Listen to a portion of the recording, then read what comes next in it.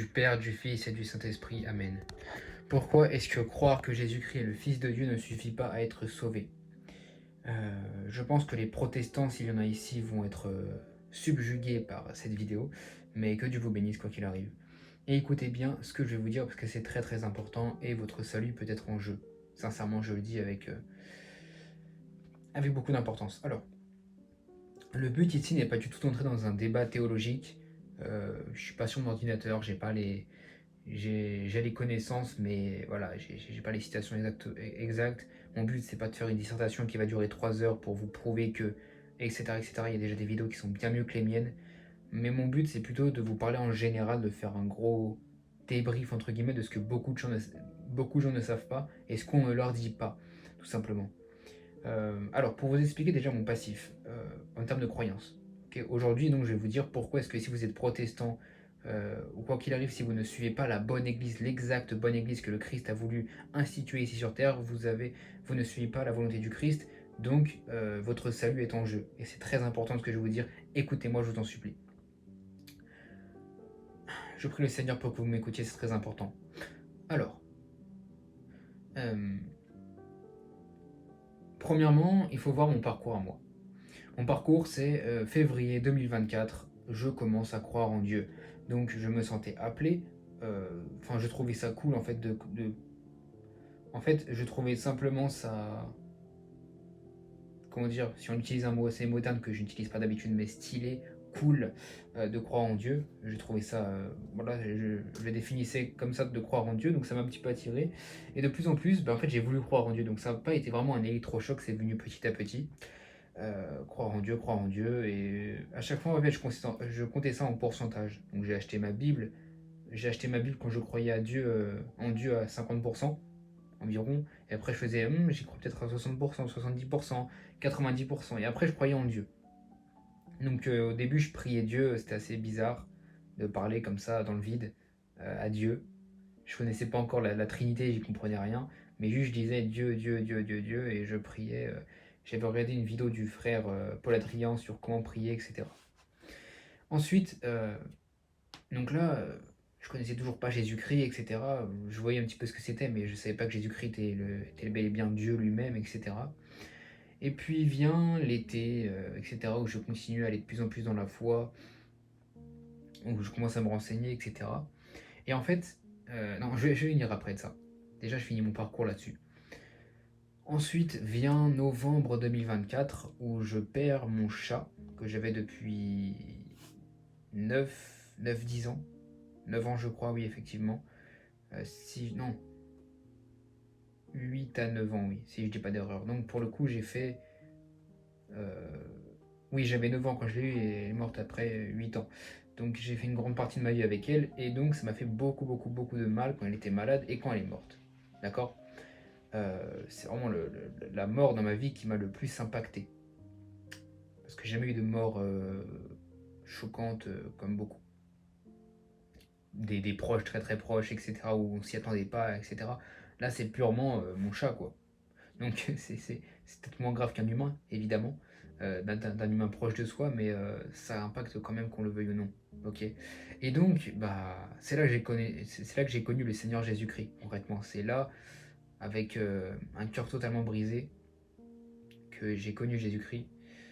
D'où le psaume 51, verset 17 ou 19, si je ne fais plus d'erreur. 17, non, oui. 17 ou 19, je ne sais plus. Les sacrifices qui sont agréables à Dieu, c'est un cœur brisé. Ô Dieu, tu ne dédaignes pas un cœur brisé et contrit, c'est ça. Donc ainsi, j'avais le cœur brisé et j'ai connu le Seigneur Jésus-Christ à ce moment-là. Pour des choses assez personnelles, etc. Bref. Dieu vous touche, Dieu vous parle dans des choses très personnelles que je ne vais pas détailler ici, ça n'aurait aucune utilité et ce serait beaucoup trop long. C'est mon parcours. Et ensuite vient 2025. Donc début 2025, je commence à mieux manger, je commence à faire tout ça, je commence à regarder l'ancestral, comment manger bien, etc. Et puis vient ensuite, donc là je me rapproche encore plus de Dieu, en fait ça a vraiment été graduel, de plus en plus, je me rapprochais de Dieu. Et vient l'été 2025. Et là vient en fait ce constat où je me dis, mais est-ce que je serais pas fait pour devenir moine? Et là, je commençais à regarder des heures et des heures et des heures de contenu sur des émissions dans des monastères ou que sais-je, des interviews de moines, etc. Et là, je me dis, mais attends, si je devenais moine, enfin, je sais pas, mais c'est inspirant ce qu'ils font. Je me suis pas dit ça directement, mais je me suis dit, c'est très inspirant, j'aime beaucoup, ils sont vraiment... Enfin, je me ressens en eux. Et en fait, je voyais que eux, ils étaient vraiment... Et c'est avec Saint-Charbel, pour la première fois que j'ai connu Saint-Charbel, que j'ai connu, parce que c'est vraiment un moine ermite. J'ai connu le plus extrême d'un coup. Et ça m'inspirait beaucoup. En fait, je voyais qu'eux, en fait, ils étaient vraiment dans la vie religieuse. Sauf que moi, il faut savoir aussi, je vais préciser ça maintenant, donc, c'est que depuis le début, j'ai trouvé que la religion, c'était quelque chose de corrompu. Donc j'étais beaucoup dans ce New Age, dans ce oui, ce qu'il faut, c'est le Seigneur Jésus-Christ, etc. Même qu'en février avant, j'ai regardé Niro Knowledge, qui lui parle de loi de l'attraction, donc j'étais vraiment perdu là-dedans. Voilà. Mais j'avais gardé ma foi, je demandais à Dieu, Seigneur, dis-moi ce qu'est la vérité, est-ce que c'est ce que lui dit, etc. Et en fait, j'ai compris que c'était de la sottise, que c'était diabolique. Mais sinon, euh, sinon, voilà mon parcours là-dessus. Et donc, je trouvais que, comme beaucoup de gens, eh bien, l'église, c'était quelque chose qui était corrompu. C'était, voilà, ils ont mis la religion. Je faisais beaucoup la différence, même des gens avec qui j'ai pu discuter sur les réseaux sociaux pour en tester. Ils vont se reconnaître, ou non. Avec qui, du coup, je disais, non, mais moi, écoute, la religion, c'est pas, voilà. Moi, je crois pas en la religion. Moi, je crois juste en la foi en Jésus-Christ. Je suis disciple de Jésus-Christ. Et la religion, ça peut aider à se rapprocher de Dieu, mais c'est une création des hommes, c'est une tradition humaine, etc. Donc en fait, sans même le savoir, j'étais protestant. Mais moi, je pensais que c'était juste la foi normale. D'accord? Et là, on en vient à mon point. Aujourd'hui, je me convertis, en tout cas de cœur, toujours pas officiellement malheureusement, mais aujourd'hui, du coup, je le dis, euh, je ne sais plus quelle journée, mais on est mi-décembre. Mi-décembre, toujours pas, presque, je crois. Et donc, trop de blabla, je me convertis de cœur, en fait, officiellement, tout simplement, à l'église orthodoxe, et je compte me hâter à la conversion officielle. Pourquoi? Il y a quelques mois, j'étais protestant, je critiquais l'Église, je disais qu'elle était corrompue, que c'était le diable et que seule la foi en Jésus-Christ comptait, et que, etc., etc., et que je serais sauvé. Et maintenant, je me convertis à l'Église orthodoxe, mais quel sens? Beaucoup sont dans mon cas. Parce que, encore une fois, le Seigneur est venu m'attraper vers l'Église, vers la vraie Église, tout simplement par la vie monastique qui m'attirait sans même le savoir. Et donc, je me suis dit, mais attends, si je veux devenir moine un jour, il faut déjà que je comprenne ce qu'ils font, pourquoi est-ce qu'ils font ça, etc. Et puis je voyais des émissions sur les Chartreux qui avaient une pièce d'entrée exprès juste pour prier la Vierge Marie. Je me disais, mais quoi? C'est n'importe quoi. Pourquoi prier une femme? Pourquoi prier un humain, etc. C'est de l'idolâtrie. Le discours classique protestant. Et en fait, j'étais protestant sans même le savoir. Je me disais, mais pourquoi aller à la messe? Dans la Bible, il n'est pas dit qu'on doit aller à la messe. Mais pourquoi il y aurait une section des apôtres? Dans la Bible, il n'est pas dit qu'il faut que le pape, etc. Bon, je crois pas au pape aujourd'hui, je suis orthodoxe, mais voilà les critiques des protestants en général. Et, et ça tournait dans ma tête. Et en fait, à un moment, j'ai commencé à étudier un petit peu, pas étudier vraiment, le mot étudier est trop gros, mais j'ai commencé à m'intéresser à l'histoire de l'Église, à comment ça se passait. Et en fait, je me suis rendu compte que c'était peut-être... En fait, je me souviens même plus là maintenant tout de suite comment est-ce que le déclic est venu, mais je commençais à écouter des chants grégoriens, des chants byzantins, orthodoxes, et je commençais à me dire, ah, il y a anguille sous roche là. On m'a pas dit quelque chose. Et j'ai commencé à voir l'anguille sous la roche justement.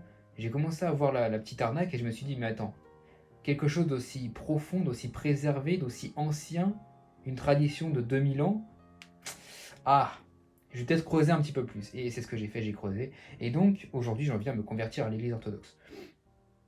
Mais donc le message principal de cette vidéo, j'ai essayé de vous le faire en rapide, hein. Mais donc le message principal de cette vidéo, c'est que beaucoup d'entre vous sont protestants sans même le savoir. Malheureusement. Pour vous, en fait, être protestant, c'est juste la base, mais en fait, non. Non et non. Écoutez-moi bien si vous croyez au Seigneur Jésus-Christ aujourd'hui. Toi qui m'écoutes, vous qui m'écoutez, écoutez-moi bien. La foi seule ne servira pas. La foi seule ne compte pas. D'accord? Étudiez l'histoire de l'Église, étudiez vraiment les textes, et vous verrez que jamais il n'est dit sola scriptura, jamais il n'est dit que seule la parole et seule la foi en Jésus-Christ compte, jamais il n'est dit ça. Parce que moi j'ai été habitué, parce que moi j'ai été converti par des Américains, par des Anglais, ok, qui eux étaient protestants. Parce qu'aujourd'hui c'est une foi qui est assez commune. La plupart des gens vont se convertir, je pense, en étant protestants, parce que ça se rapproche beaucoup en fait du voilà, pas d'église, tout ça, on rejette, seule la foi compte, etc. Donc c'est beaucoup plus attirant visuellement. Et moi qui ne suis toujours pas converti officiellement à l'orthodoxie, je le dis honnêtement, j'ai peur de l'église, ça me fait peur. J'ai sincèrement peur de l'église. Voilà, il y a une tradition, il y a une institution, ça fait peur quand même. Alors que sans église, quand tu es protestant, tu parles à Jésus-Christ et puis tout va bien. Et donc, beaucoup d'entre vous donc, sont protestants sans même le savoir. Ou alors de tradition, leurs parents sont protestants. Ou alors, la plupart des gens sont protestants parce qu'en fait, avant, ils étaient catholiques.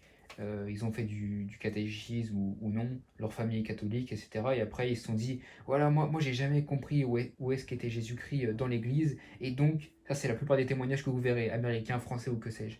Moi, j'ai jamais vu Jésus-Christ dans l'église, ses traditions, ça m'énervait, etc. tous les dimanches. Et en fait, j'ai vraiment rencontré le Seigneur, mais pas dans l'église. Alors qu'en fait, ils ne comprennent pas qu'il y a les deux. Ça veut dire que si tu vas faire du catéchisme quand tu es petit, oui, c'est normal que tu ne comprennes pas qui est Jésus, que tu n'aies pas de vraie relation avec Dieu, c'est normal, tu es tout petit.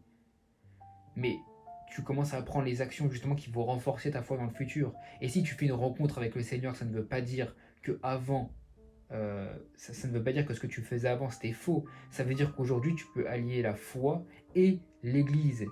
Parce que l'Église est le corps du Christ. Et j'en viens à mon point principal. Donc, ne croyez pas encore une fois que le protestantisme est la foi de base, que l'évangélisme est la foi de base. Non. Étudiez l'histoire de l'Église. C'est juste ça mon message d'aujourd'hui. Étudiez. Je ne peux pas vous faire une étude complète de l'histoire de l'Église. Ça prendrait des dizaines d'heures. Et je ne suis pas le mieux placé pour le faire. Mais étudiez de vous-même l'histoire de l'Église. Comprenez la vie des églises, d'accord? Pas la vie de l'Église catholique, même s'il y a des catholiques qui peuvent... La plupart des créateurs de contenu seront catholiques. Donc s'il y a des catholiques qui peuvent vous aider à comprendre pourquoi est-ce qu'il y a la tradition apostolique, eh ben regardez les vidéos des catholiques. Mais ne croyez pas à tout ce qui est papauté et tout ce qui est des nouvelles innovations, donc l'Immaculée Conception, Marie sans péché originel ou que sais-je. C'est souvent ça d'ailleurs qui va énerver les protestants. C'est les innovations des catholiques. Ok? Même si le protestantisme est une innovation de Martin Luther. Petite contradiction ici, mais sachez que nous, orthodoxes, nous ne croyons pas en la papauté, nous croyons en la succession apostolique et en l'Église. Ok? Nous croyons qu'aucun acte sauve, mais que ne pouvons pas être sauvés sans acte. En tout cas, si on peut faire des actes, évidemment. Mais c'est souvent ça qui va différencier, c'est que les protestants vont souvent dire oui, mais on peut pas en fait être sauvé par des actes, c'est n'importe quoi, c'est la foi qui compte, c'est le cœur, etc. D'accord. Donc si toi aujourd'hui tu es protestant, dis-moi, est-ce que tu penses, enfin, si aujourd'hui maintenant tu refuses de lire la Bible et que tu refuses de prier, tu refuses de faire ces deux choses, tu crois vraiment que le Seigneur Jésus-Christ va être gentil envers toi, qu'il va dire bon, bah, c'est pas grave, c'est des actes? Non. La prière et lire la Bible, ce sont des actes. Pourtant, c'est au centre de votre vie. Les protestants, vous faites que de répéter, lisez votre Bible tous les jours, priez, priez tous les jours. Mais si vous refusez de faire ces deux actes, qu'est-ce qui se passe? Vous refusez Dieu. Donc pourquoi vous acceptez de faire ces deux actes-là, même d'évangéliser? Donc quand le Seigneur dans la parole vous dit malheur à celui, en tout cas, c'est pas les mots exacts, mais c'est ça que ça veut dire. Malheur à celui en fait qui ne partage pas la parole, partagez. Quand il dit aux apôtres, allez les baptisez-les au nom du Père, du Fils et du Saint-Esprit. Bref, il appelle tout le monde à évangéliser, et c'est ce qu'ils ont fait à la Pentecôte pour la première fois, tout simplement. Donc ils ont évangélisé. Et donc vous allez évangéliser, vous allez dire, bah oui, c'est écrit dans la parole que c'est ce qu'il faut faire, etc. Donc ça, c'est une action. Et si vous refusez d'évangéliser, si vous dites à Dieu, non, j'ai pas envie de faire ça parce que c'est une action et j'ai pas besoin d'action pour être sauvé, juste de la foi, et bien le Seigneur va vous dire, d'accord, donc tu me refuses. Tu refuses de prier, de lire la Bible, d'évangéliser, ou même un des trois à la fois. Tu refuses de faire ça, donc tu me refuses moi. Donc ça vous va. Mais lorsqu'on dit que l'Église participe au salut, ça ne vous va plus, parce qu'il y a des sacrements. Pourtant, vous vous mariez bien. Le mariage, c'est quoi? C'est une action physique, certes spirituelle, mais physique directement. Il faut être dans une église, etc. Il faut se marier. C'est un acte physique, une union qui est physique. Le Seigneur dit bien que deux chairs feront une. Il utilise le mot chair, c'est physique. Donc le physique aide aussi au spirituel. Bien sûr que le physique aide au spirituel. Évidemment. Évidemment. Évidemment. Donc, je ne comprends pas.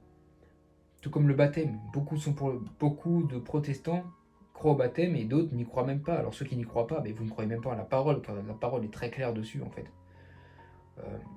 Donc, ne croyez surtout pas que le protestantisme soit la raison absolue. Absolument pas. Étudiez l'Église. Moi, ce qui m'a... Et je vous partage mon témoignage parce que c'est la meilleure chose que je peux faire. Moi, ce qui m'a interpellé, comme jamais ça m'a interpellé, c'est de me dire, d'accord, juste ici, en face de moi, j'ai une église, parce que je connaissais pas, je connaissais Martin Luther, je l'avais vu en cours en 5e, ou non, je l'avais vu, oui, en 5e, mais je l'avais revu aussi en seconde. En seconde au lycée, oui.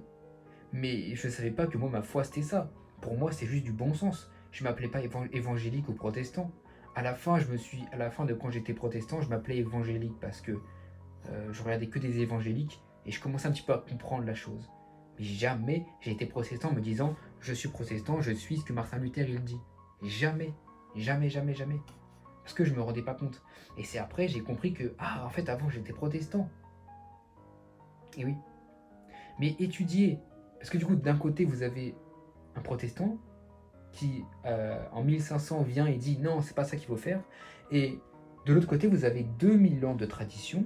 Et si vous allez au bout des 2000 ans, pas il y a 100 ans, pas il y a 200 ans, allez au bout des traditions, allez jusqu'au début de la chronologie, vous allez revenir à qui? Aux disciples des apôtres. Et allez dans la Bible, les actes des apôtres. Les actes, encore j'ai pas envie de faire de la théologie encore une fois, mais allez tout simplement dans les actes des apôtres, ok? Dans les actes des apôtres, il y a un autre concile. Il y a un concile, je crois que c'est le concile de Jérusalem, où les gens décident de la circoncision, etc. Donc les apôtres, je dis les gens, mais les apôtres, tout simplement, décident, parlent entre eux, après que le Seigneur ne soit plus là. Le premier concile se trouve dans la Bible, entre les apôtres, quand le Seigneur n'est plus là pour superviser. Tout simplement. Donc, et la succession apostolique, étudiez aussi vraiment la parole honnêtement, vous verrez que la succession apostolique est là, que les conciles sont là, etc., que le Saint-Esprit accompagne les conciles, la parole est très claire dessus, et que nulle part il est dit sur la scriptura. Nulle part il est dit que seule la parole compte et que seule la foi compte. Pas du tout. Ok. Et donc vous allez remonter à l'histoire, même en dehors de la Bible, vous allez remonter aux disciples des apôtres. Saint Ignace d'Antioche et encore d'autres. Saint Ignace d'Antioche qui dit concrètement que si vous ne croyez pas que l'Eucharistie est bel et bien le corps et le sang du Christ, vous n'êtes pas des chrétiens. Vous n'êtes pas vraiment chrétien à proprement parler. C'est fort quand même. Le disciple direct de l'apôtre Jean vous dit ça. Ok? Donc, ça fait déjà 18 minutes, ça passe tellement vite.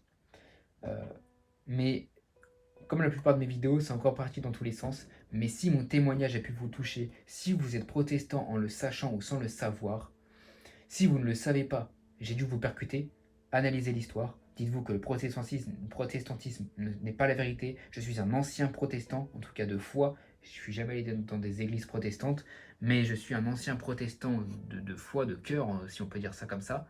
Et je viens de me convertir à l'église orthodoxe. Voilà mon témoignage. Parce que j'ai trouvé du vrai sens, parce que j'ai compris que 2000 ans d'histoire, 2000 ans de tradition n'étaient peut-être pas anodins, et j'ai aussi compris, en lisant la Bible, en lisant les Écritures saintes, que Jésus-Christ même parle de l'Église, que Jésus-Christ même a institué l'Église, qu'il a des apôtres, que la succession apostolique, parce que Judas s'était suicidé, Judas avait trahi Jésus-Christ, dans les actes des apôtres, les apôtres, eh bien, ils élisent un nouvel apôtre. Donc la succession apostolique naît ici. Ils n'ont pas dit, bah tiens, Judas nous a trahis, et bah on va rester 11. Non, ils ont revoulu un 12e apôtre. Ils ont revoulu un 12e apôtre. Il y a Paul aussi, qu'on appelle un autre apôtre. C'est pas un apôtre comme les 12 autres, mais on l'appelle aussi apôtre. Paul. Paul qui n'a pas connu Jésus-Christ est celui qui a le plus écrit dans l'Évangile. Réfléchissez. Et il y a toute l'histoire de la Bible.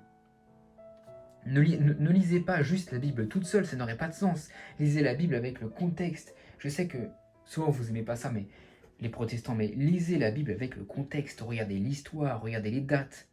De quand datent les épîtres de Paul, les évangiles, etc. Regardez qui a décidé. Et ça, c'est le plus grand argument, si vous êtes encore là. Merci beaucoup, c'est grâce au Seigneur. Mais lisez juste, enfin, réfléchissez juste. Et ça, j'ai oublié de le dire avant, mais c'est le meilleur argument, en fait, qui est imparable. La première Bible que l'on connaît a été admise, en fait, après 300, si je ne fais pas d'erreur, 325, le premier concile de Nicée. Et je crois que c'est par là que vraiment la Bible est née, que le rassemblement de tous les livres est né. Il y avait d'autres livres aussi. L'Église a choisi des livres. Comment est-ce que l'Église a fait pour choisir les livres? Donc ça veut dire que vous suivez la tradition humaine qui n'est pas celle de Dieu. Comment est-ce qu'ils ont fait pour choisir la Bible que tu lis aujourd'hui? Même si la Bible protestante, il manque des livres. Vous avez enlevé des livres, les amis. Pourquoi? Pourquoi est-ce que je lis la Bible de l'Église? Parce que sans Église, pas de sola scriptura. Sans Église, pas de protestantisme. Sans Église, il n'y a pas de protestantisme, tout simplement. Il n'y en a pas. Il n'y en a pas du tout. L'Église est la base de tout. Et je vais dire quelque chose qui va peut-être choquer, mais sachez que l'écriture sans l'Église, elle est morte.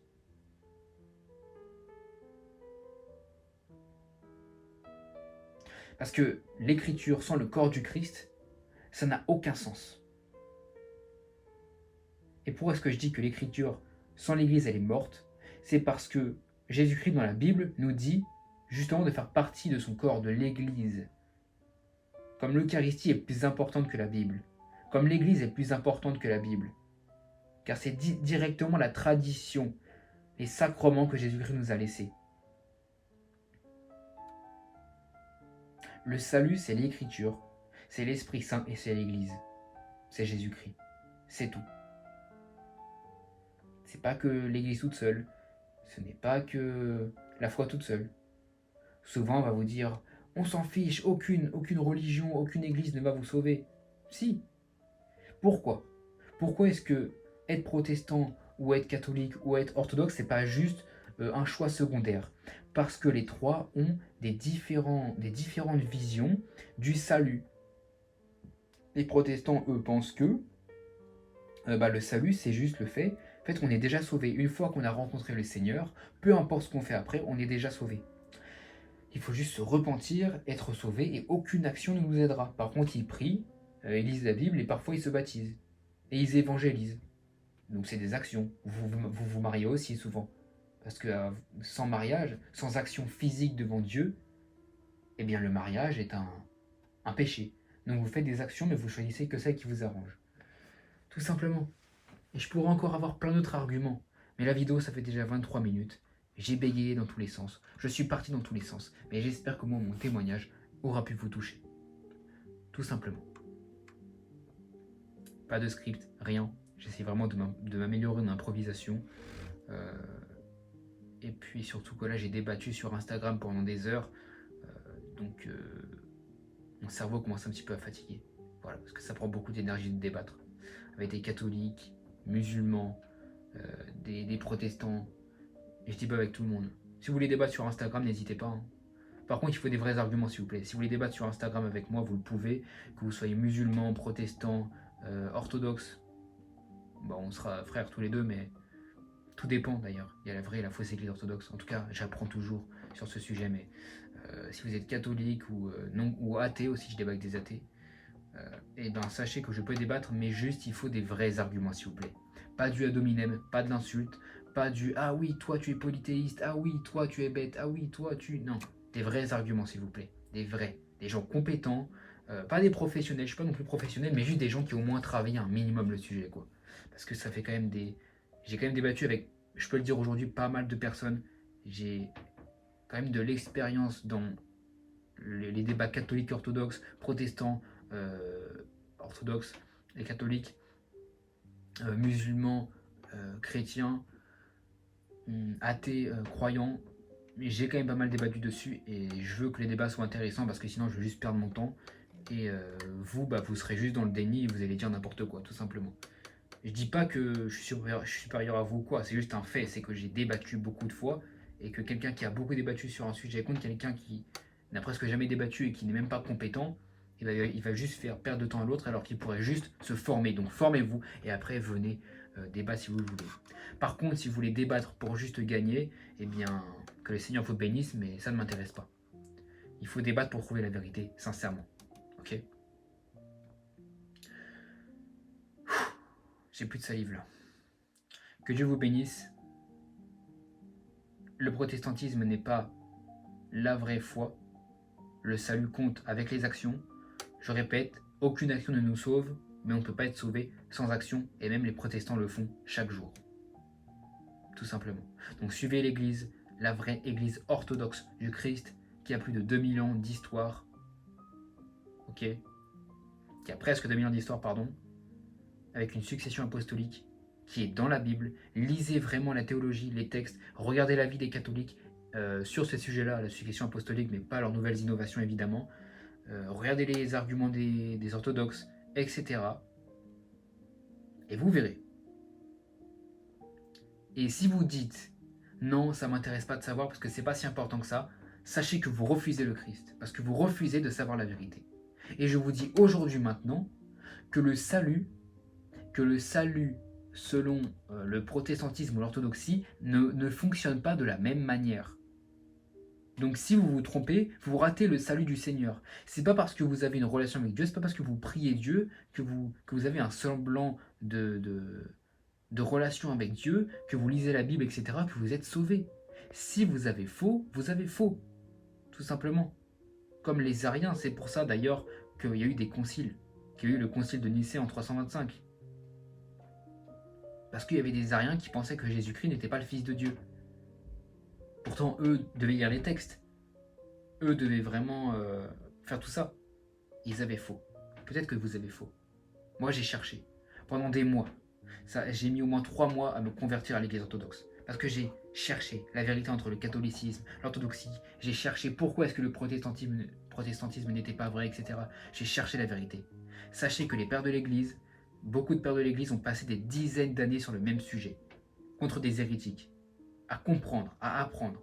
Ne soyez pas fainéants à trouver la vérité. Et je vous dis pas ça pour vous juger ou pour me sentir supérieur, parce que justement je vous dis ça de cœur et parce que moi aussi je suis passé par là. Moi aussi je suis passé par de la souffrance énorme à ne pas savoir la vérité et depuis peu je la sais, ça me fait un bien fou. Mais accompagnez toujours l'étude, et les pères de l'église le disent, accompagnez toujours l'étude avec de la prière. La prière et l'étude vont ensemble, vont de pair. Priez, demandez à Dieu à chaque étude de vous guider, de vous dire la vérité. Parce que Dieu ne nous éclaire pas tous de manière magique. Il n'y a pas tous une voix qui fait « Ah, toi, oui, viens là, l'église orthodoxe c'est la vraie ». Non. Et peut-être même que tu as été fou, si tu as entendu cette voix.